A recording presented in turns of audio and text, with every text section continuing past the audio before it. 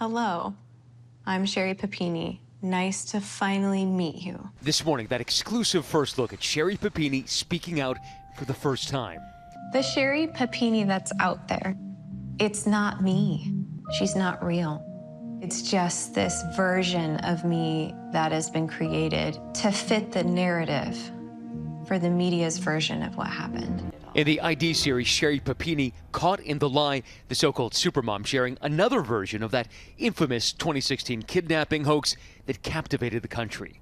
The story that the world thinks they know is that I am a master manipulator who's fooled everyone. That's my magic wand. Sorry. I'm gonna do ridiculous things because some of this is ridiculous. In November 2016, Papini seemed to vanish without a trace while out for a jog. Her then-husband, Keith, and law enforcement leading a massive search.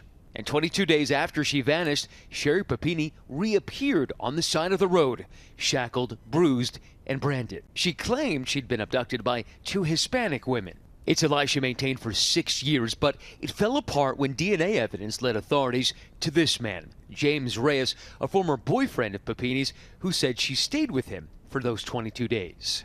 Reyes telling investigators he didn't know about her kidnapping hoax and that Sherri told him she just wanted to get away from her husband.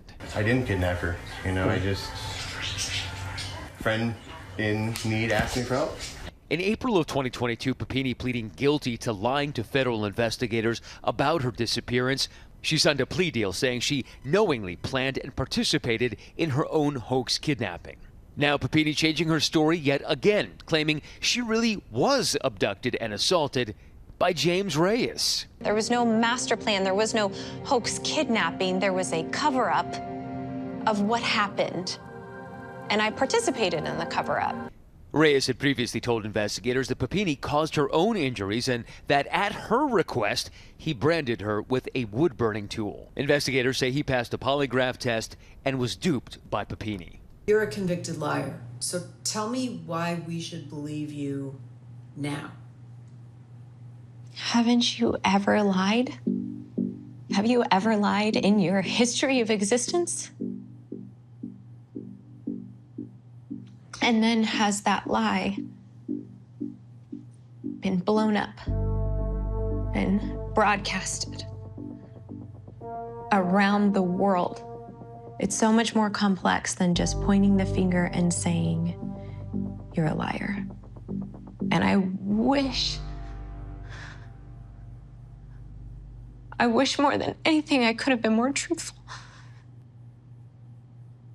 Reyes has never been charged with a crime. ABC News tried to reach out to Reyes but didn't get a response. Local authorities also declining to comment on Papini's new allegations. The Sherri I met, and I think the Sherri viewers are going to see, is a very different version. She's been through therapy. She's been through prison. She's hit rock bottom. She doesn't have a lot to lose, and we really put her through it.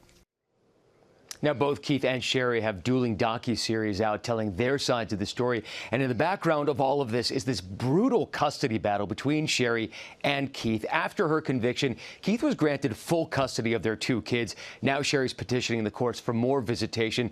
But as Keith says, the biggest victims in all of this are their two children.